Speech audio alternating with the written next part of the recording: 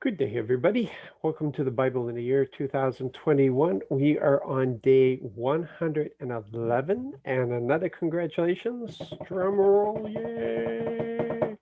You have finished another book. Yeah, you finished First Samuel, and we are now going on to Second Samuel.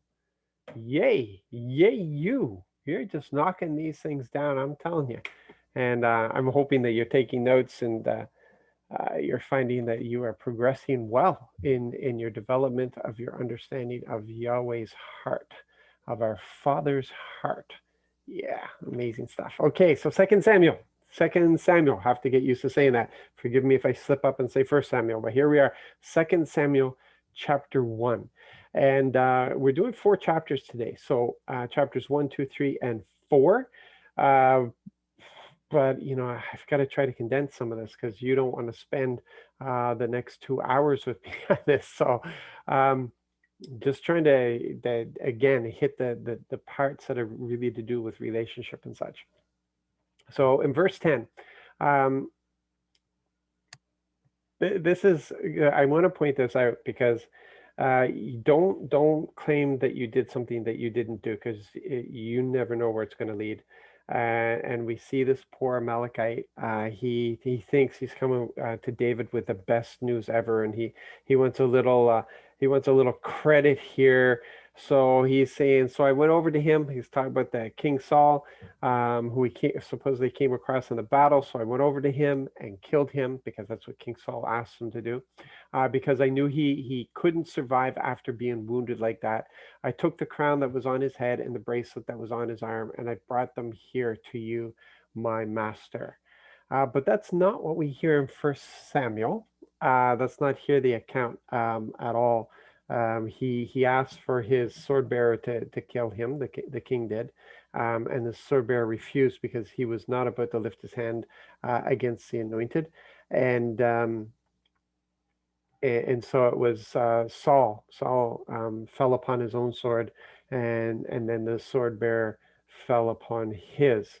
And we talked about how the contrast of Jonathan, who died in battle, compared to the king, who didn't want to die in battle, and he took his own life.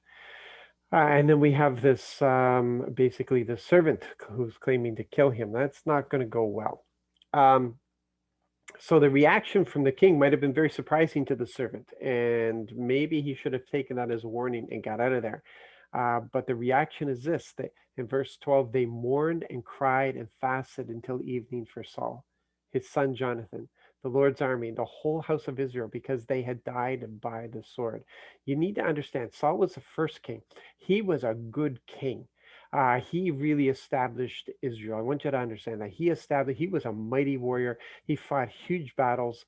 He kind of grew into the position, uh, but he made mistakes when it came to relationship with Yahweh. He made mistakes, and he lost the dynasty, and then he lost the kingdom, and he didn't have that support anymore, and that's when he got weakened.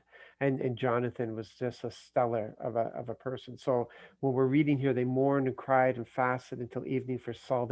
They're mourning this great king, and they're mourning his son Jonathan, the crown prince, um, and the devastation. These are their friends. Understand? For David, these are his friends. I don't know about the hooligans around him, but for David, these are his friends. This is the Lord's army, and the whole host of what Israel is facing right now. Um, yeah,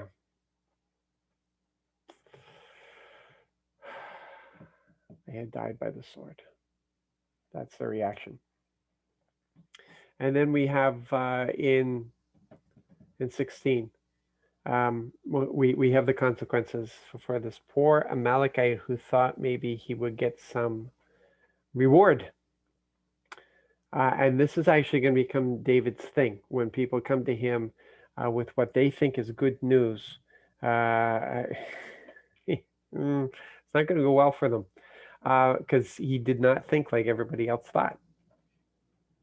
That's David. David was ahead of his time, and he did not think like other people thought, and so his reaction was not what everybody how everybody thought he would respond.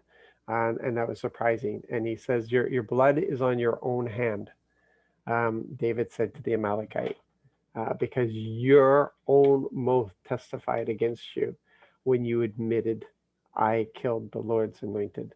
And then he had his men kill him. When we turn to chapter 2, we see that David has learned well in the wilderness. He asks the Lord questions. Sometime later, David questioned the Lord, should I go to one of the towns in Judah? Yes, go, the Lord told him. Which one should I go to? David asked. To Hebron, the Lord replied. That might sound like, yeah, big deal, but it is a big deal. We don't see that anybody else at this point in time asks the Lord for that level of detail. And then he gets crowned king of Judah.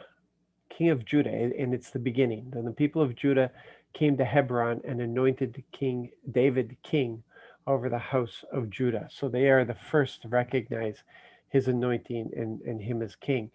And we're going to learn that Abner also recognized it, but he was faithful to the crown, even though he recognized what had been said over David. In verse 4 to 6, what's his first act? What is his first act as king? His first act is to honor those who honored Saul. When David was informed that it was the people of Jabesh Gilead who had buried Saul, he sent messengers to the people of Jabesh Gilead. The Lord bless you, he said to them, for doing this loyal deed for your master Saul by burying him. May the Lord now show you loyal love and faithfulness. I myself will also reward you because you did this. This is a big thing. Understand this. This isn't giving people props just because you want them to think well of you. That has nothing to do. David sees quality and he honors quality. He honors people who deserve to be honored. But he also honors for position. He honored Saul in his position as the anointed. He honors Saul's son, who Abner has crowned as king over the rest of Israel right now. He even honors him. He honors Abner. He honors positions, but he also honors people of quality, and that's what this is all about. Man, we would do well to see this, because David is well thought of. The way he does things, his men admire him. The whole kingdom is going to admire David because of the way he does things, because of the way he lifts people up and honors them. In verse 10 to 11, we have the divided kingdom here. So Saul's son Ishbosheth was 40 years old when he became king over Israel, and he ruled for 2 years. The house of Judah, however, followed David. The amount of time David ruled in Hebron over the house of Judah totaled 7.5 years. That's being very patient. David recognized that this was all from the hands of the Lord, and he was not about to cause this to happen any faster than the Lord wanted to happen. Isn't that amazing? I think that's amazing. Verse 23. Yeah, this is really bad. If Asad had just left things alone, if he hadn't gone for the glory, if he hadn't trying to take out Israel's commander-in-chief here, the great general Abner, if he had left things alone, things may have turned out a little different. But this was going to be a terrible event here. But Asahel wouldn't turn back. Abner's pleading with him, please turn back, because Abner knows he's no match to him. He's running away from him, not because of fear, but to preserve his life. But the guy is a fool and doesn't even recognize this. And notice how Abner takes him out. It's with so little effort. But Asahel wouldn't turn back, so Abner hit him in the stomach with the back end of his spear. But the spear went through Asahel's back. He fell down and died there. Didn't even turn around to deal with him. Just a backward jab. And then this becomes a personal grudge between Abner and David's general, Joab, because Asahel was Joab's brother. And this personal grudge is going to impact the kingdom. Um, and right here, David has really developed these men, and in verses 30 to 31, and they fight for him. They really believe in him. And so we read here, Joab, meanwhile, returned from pursuing Abner and assembled the troops. 19 of David's soldiers were counted missing, in addition to Asahel. But David's soldiers had defeated the Benjamites, killing 360 of Abner's soldiers. So 19 compared to 360. The question that I posed when I was younger was why? Why wasn't Yahweh just like interceding here? Why was he letting this be so hard for David? And now I understand is because when you're being moved into a great position, there's great preparation that comes with it. And David all this time is being prepared. Yahweh saw what happened with Saul when Saul became king overnight. And he doesn't want that to happen to David. He loves David. He loves David's heart. And he wants to prepare him to be the best king for Israel, but also for David, that David doesn't get destroyed in the process. So we go into chapter 3. And really, this first verse of chapter 3 is a summary of the times. The war between Saul's house and David's house was long and drawn out. David kept getting stronger, while Saul's house kept getting weaker.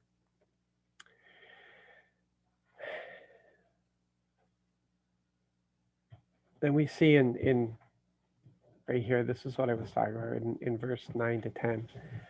Well, it's leading up to this is yet another thing that leads us to some really bad stuff.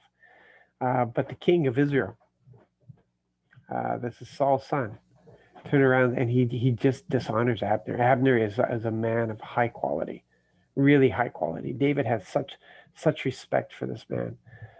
He is a great general, a man of great character, and the king just flippantly, may God deal harshly with me, Abner, and worse still, if I don't do for David exactly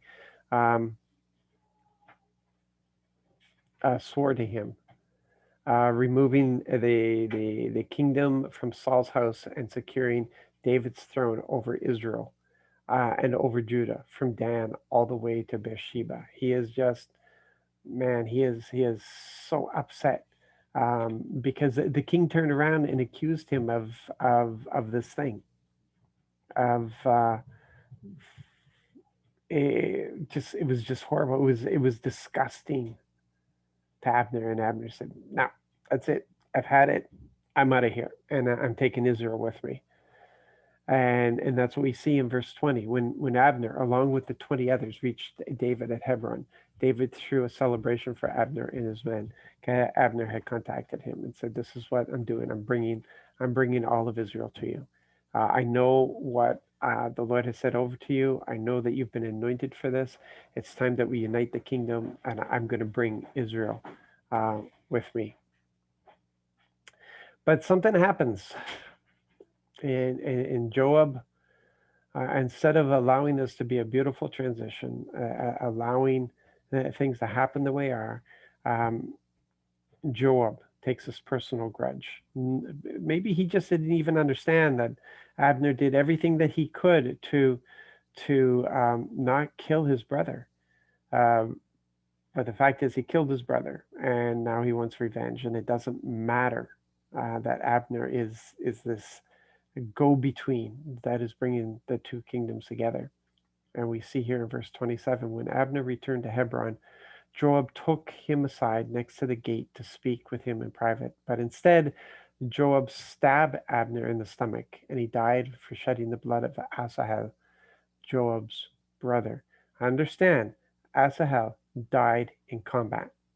Asahel died in armor, fully engaged, understanding that he had gone up with somebody who was greater than himself.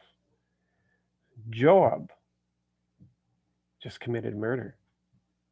He didn't challenge Joab or Abner whatsoever. Joab just did this terrible thing. It's disgusting, and it disgusted the king. It disgusted David. In verse 30, so that is how Joab and his brother Abishai murdered Abner, because he killed their brother Asahel in the battle at Gibeon. And David will not forget this. He will not forget. Wait till you see what happens at the end of David's life. He will not forget this thing. But David is sick of violence. He's tired of violence. He's a poet. He's a musician. He's a mighty warrior when he needs to be, but he's not into this thing. And he goes into mourning. He mourns Abner. He mourns this whole thing that has happened, and we see, because he does all things right, all the troops took notice of this and were pleased by it. Indeed, everything that the king did pleased them, because it's not even about David. It's about the anointing that he received. The Lord gave him in that anointing the ability, the capacity to be this kind of leader. David had to make the decision to operate in that. It was for him to do. It was given to him. He had to make that decision that he would be this leader, and he was, and he did everything well, and it pleased his men. And then in chapter 4, we're introduced to Mephibosheth. Mephibosheth. It just rolls off your tongue, doesn't it? Mephibosheth. This is Jonathan's boy, and the reason we're introduced to him, and the reason I'm pointing this out to you, is because of David's pledge to, first of all, Jonathan, and then to Saul. He promised Jonathan that he would look after Jonathan's family. And he promised Saul that he would not track down Saul's family and wipe them out. That was the pledge that he had made. And so we're introduced now to Jonathan's boy. Now, Saul's son Jonathan had a boy whose feet were crippled. He was only 5 years old when the news about Saul and Jonathan came from Jezreel. And so his nurse snatched him up and fled, but as she hurried to get away, he fell and was injured. His name was Mephibosheth. He was injured as in he became a cripple.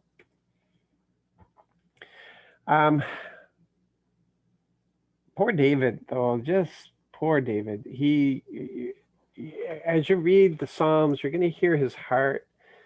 And often he talks about how he is a man of peace surrounded by violence.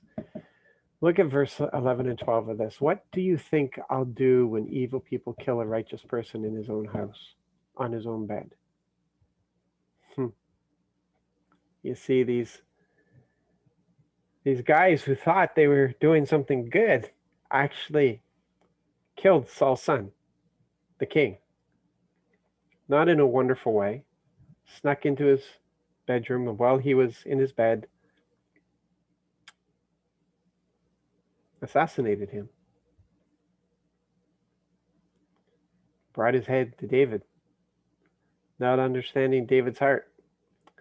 Not understanding at all. These guys are like, they're walking dead. They're just dead men standing. That's what they are, but this is provoked all around David. David did not call for the assassination of this king. He didn't. There was supposed to be this peaceful transition that was supposed to happen. It didn't happen because of violence. And now, who knows what David's going to do, try to do some negotiation or whatever. But that is robbed of him, and violence again gets in the way. So what do you think I'll do when evil people kill a righteous person in his own house, on his own bed? He saw Saul's son as righteous. Why shouldn't I demand his blood from your hands and rid the earth of you both? So David gave the order to his servants, and they killed Rechab and Benai. cutting off their hands and feet and hanging them up by the pool at Hebron. But they took Ishbosheth's head and buried it in the grave of Abner at Hebron. Poor David. So we're going to leave it there. There's lots of other stuff there, but I'm sure that's been jumping out at you as well. But these are the things that help us to understand David, the anointing that's been given to David, why Father is pleased with David, and Yahweh's relationship with him, so that David was just always in love with Yahweh. So yeah, there's a lot of stuff there, guys. So thank you again for joining me. Keep going and be blessed in your day. I'm glad you're here with me.